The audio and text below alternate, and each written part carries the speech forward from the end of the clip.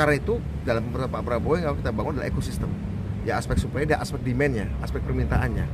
Jadi memang harus mau nggak mau kalau kita ingin melakukan perlindungan dan penyelamatan terhadap orang-orang yang terlempar tadi dengan reskilling dan upskilling, kita juga harus menyediakan pasarnya. Alhamdulillahnya nih, program Pak Prabowo Mas Gibran yaitu makan gratis itu sudah menyediakan aspek demand, aspek permintaan yang sangat cukup besar, sehingga ekosistemnya terbentuk nutup gitu. Di bagian lingkaran, ekosistem itu lingkaran nutup stek gitu kan, karena setidaknya akan ada 82 juta orang yang harus dikasih makan tiap hari, sehingga kita ingin misalnya program menyuplai makan bergizi gratis untuk 82 juta anak dan ibu-ibu.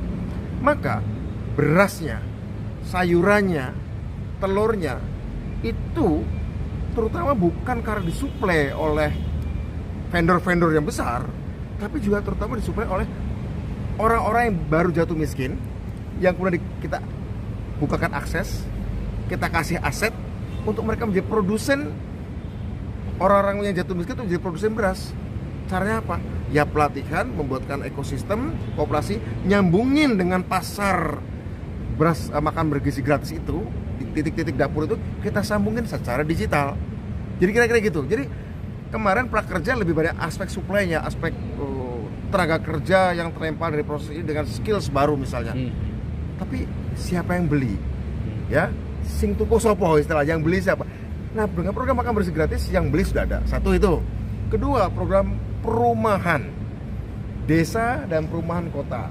Ya, ada target untuk membangun perumahan di desa dan kota. Itu juga menciptakan demand baru, menciptakan aspek permintaan yang baru.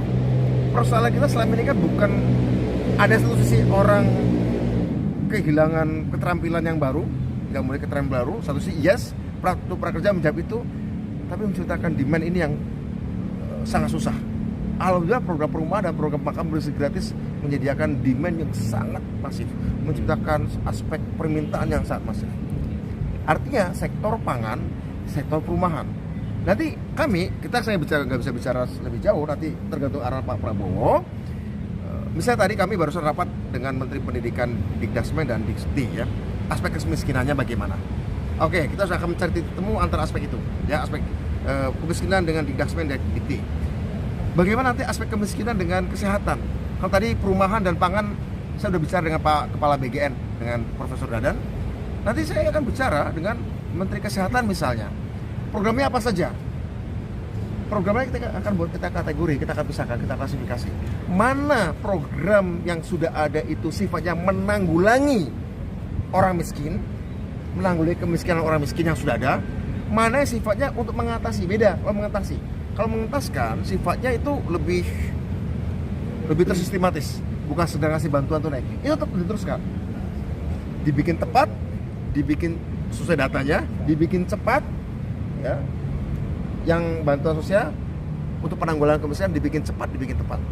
Yang untuk mengentaskan, membangun ekosistem, kira-kira gitu mas. Mas, berarti kelas menengah rentan ini yang akan menyelesaikan pengentasan kemiskinan itu ya?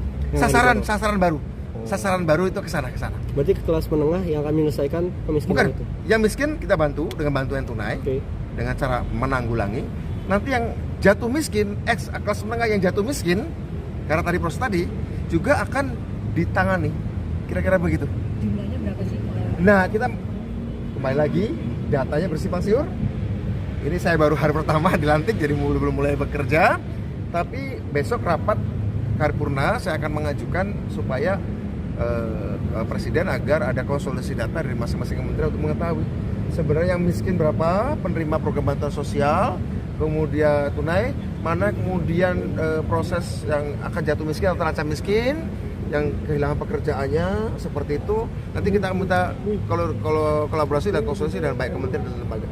Jadi memang diperkirakan meningkat dalam ya, karena memang kalau kita perhatikan pidato Pak Prabowo pada saat pelantikan, tema kemiskinan menjadi core message, pesan utama ya, salah satu pesan utama. Dan pidato beliau ada 8 kali jika tidak keliru, beliau menyebut miskin atau orang miskin atau wong cilik segala macam kemiskinan, yang menurut saya itu sebuah pesan yang sangat jelas bahwa kan istilah Pak Prabowo 08, 0 kemiskinan, itu perlu dicapai untuk bisa mencapai pertumbuhan 8%. Kira-kira begitu.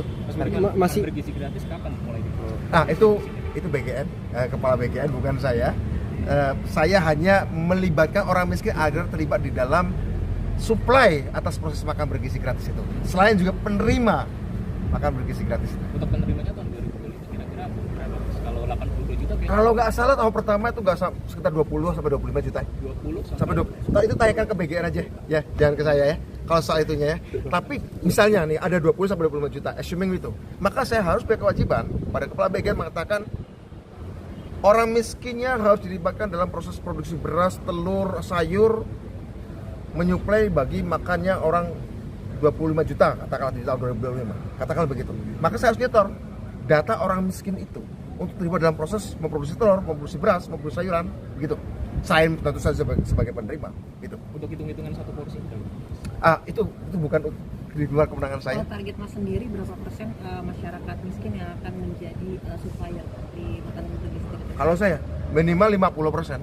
Minimal harus 50% orang miskin menjadi supplier, tapi tentu saja kita sediakan akses, ya, kita sediakan aset sehingga kemudian dapat KUR dipermudah. Saya akan berbicara juga tentu saja pada perbankan.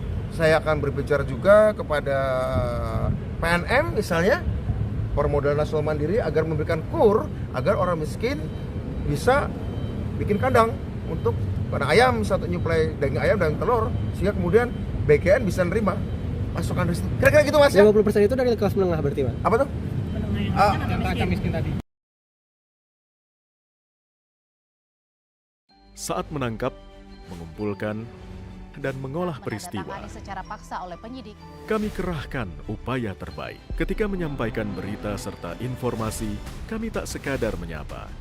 Ada referensi, aspirasi, juga inspirasi yang menjadi misi. Sapa Indonesia di Kompas TV. Independen, terpercaya.